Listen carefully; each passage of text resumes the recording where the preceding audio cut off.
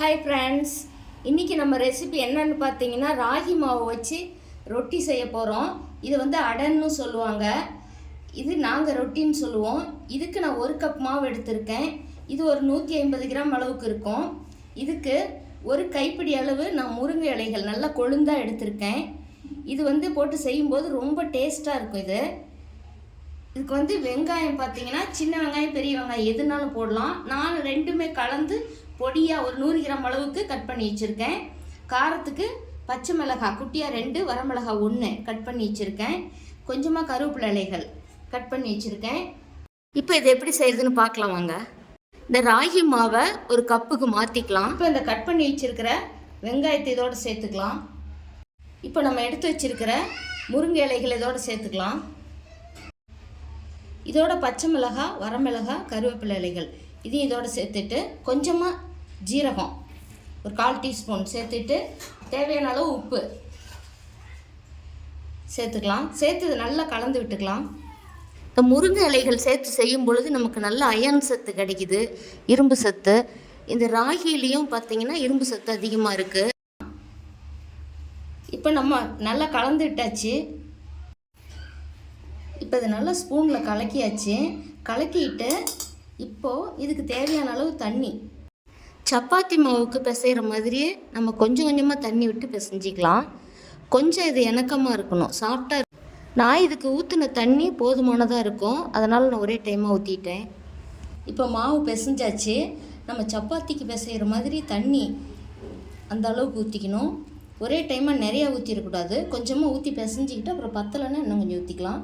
இப்போ இது நான் பிசைஞ்சது பாருங்கள் கரெக்டாக இருக்குது. இப்போ இதை ஒரு வடசட்டி வச்சு அடுப்பில் இதை சன்னமாக மெல்லிசாக தட்டி ஸ்டவ் ஆன் பண்ணி ஒரு வடசட்டி வச்சு இந்த வடசட்டி காய்ச்சதும் கொஞ்சமாக எண்ணெய் விட்டுக்கலாம்.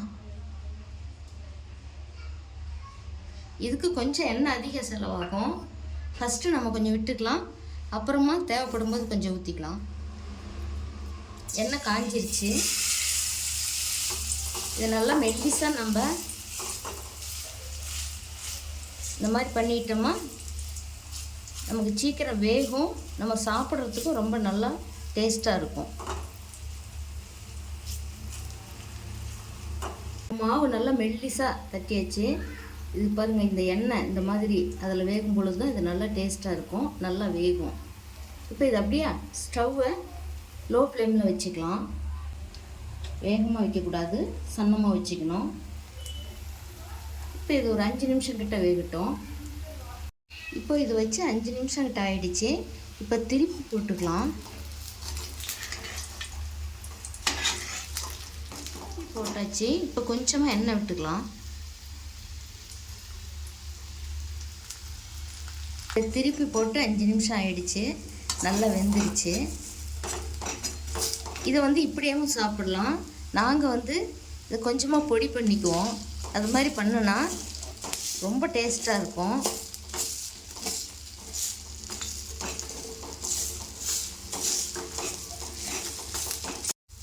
இப்போ இந்த அளவுக்கு நம்ம நல்லா இதை இந்த மாதிரி பொடி பண்ணியாச்சு. இது திரும்ப ஒரு 5 நிமிஷத்துக்கு இதுலேயே வெந்துச்சுன்னா நமக்கு ரெடி ஆயிடும், சூப்பராக இருக்கும். இப்போ நம்ம ஃபஸ்ட்டு ஒரு டைம் எண்ணெய் விட்டு தான் அந்த மாவை தட்டினோம், திருப்பி போட்டு ஒரு டைம் எண்ணெய் விட்டுக்கிட்டோம். இப்போ இந்த பொடி பண்ணின பிறகு நமக்கு எண்ணெய் கொஞ்சம் வேணும்னா விட்டுக்கலாம், இல்லை அப்படின்னா அப்படி நம்ம எடுத்துக்கலாம். இப்போ இது பொடி பண்ண பிறகு நான் இதுக்கு எண்ணெய் விடலை, ஃபஸ்ட்டு விட்டதே போதுமானதாக இருக்குது. அதனால் அப்படியே நமக்கு கிறிஸ்பி மட்டும் வேணும்னா கொஞ்ச நேரம் ஸ்டவ்லேயே வச்சுருந்து எடுத்துக்கலாம், இல்லை கொஞ்சம் சாஃப்டாகவே நமக்கு இருந்தால் ஓகேன்னா அப்படி நம்ம எடுத்துக்கலாம். இப்போ இது நல்லா வெந்து கிறிஸ்பியாக இருக்குது. இந்த சமயத்தில் நான் இதை எடுத்துக்கிறேன். இந்த நம்ம பிசைஞ்ச மாவில் 2 அடை இதே மாதிரியே நமக்கு வருது. இன்னொன்றையும் இதே மாதிரி மீதம் இருக்கிற மாவையும் போட்டு எடுத்துக்கலாம். இப்போ இதை பாருங்கள், நல்லா கிறிஸ்பியாக வந்திருக்கு. இது நமக்கு ரொம்ப நல்ல டேஸ்ட்டாக இருக்கும். நம்ம கொஞ்சம் சாஃப்டாக வேணும்னா கொஞ்சம் முன்னாடியாகவும் இறக்கிக்கலாம்.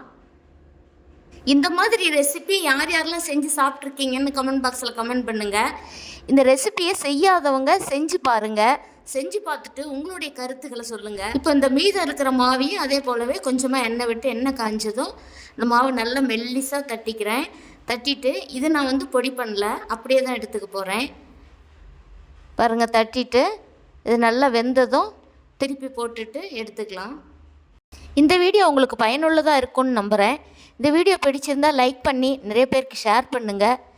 மேலும் இது போன்ற வீடியோக்களை பார்க்க நம்ம சேனலை சப்ஸ்கிரைப் செய்து இந்த ரெசிபியை மார்னிங் பிரேக்ஃபாஸ்ட்டாகவும் நீங்கள் செஞ்சு சாப்பிட்லாம், ஈவினிங் ஸ்நாக்ஸாகவும் செஞ்சு சாப்பிட்லாம்.